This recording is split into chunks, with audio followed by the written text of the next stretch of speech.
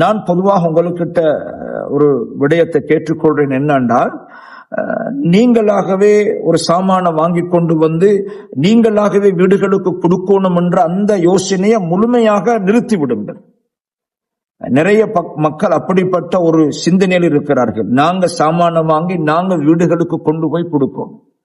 சில நேரங்கள்ல நான் காலையில நேத்து கூட பார்த்தேன், ஒரே வீட்டில் 7 கேத்தல் இருக்குகிறது, கெட்டல் 7 இருக்குகிறது.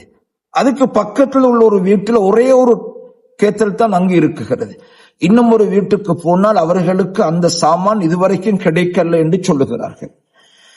நான் இன்னும் ஒரு இடத்துக்கு போனா அங்க ஸ்டாக் டேங்க், அவர்கள் சொல்லுகிறார்கள் எங்களுக்கு மேல் மிச்சமாக ஒரு டேங்க் வாங்கி தந்திருக்கிறார்கள். அந்த டேங்க வைக்கிறதுக்கு கூட இடம் இல்லை.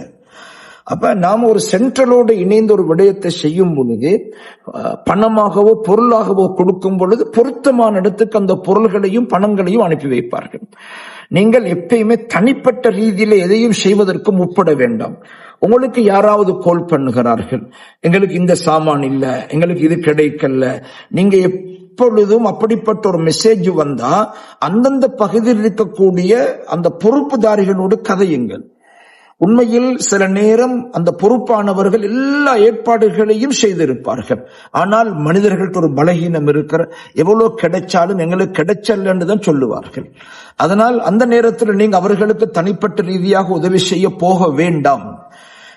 அது உடனுவரையாக இருக்கலாம், அது கம்பளையாக இருக்கலாம், அது இலங்கையில் இருக்கக்கூடிய எந்தெந்த பகுதிகளில் பாதிக்கப்பட்ட இடங்கள் இருக்குகிறதோ அங்க ஒரு ஆர்கனைஸ் இருக்குகிறது, ஒரு மஹல்லாவுடைய நிர்வாகம் இருக்கும்.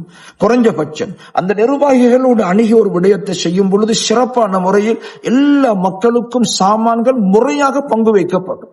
ஏற்றத்தாழ்வில்லாமல் மக்கள் அந்த சாமான்களை அவர்கள் அனுபவித்துக் கொள்வார்கள். இது ஒரு முக்கியமான விடயத்தை உங்களுக்கு சொல்லுகிறேன்.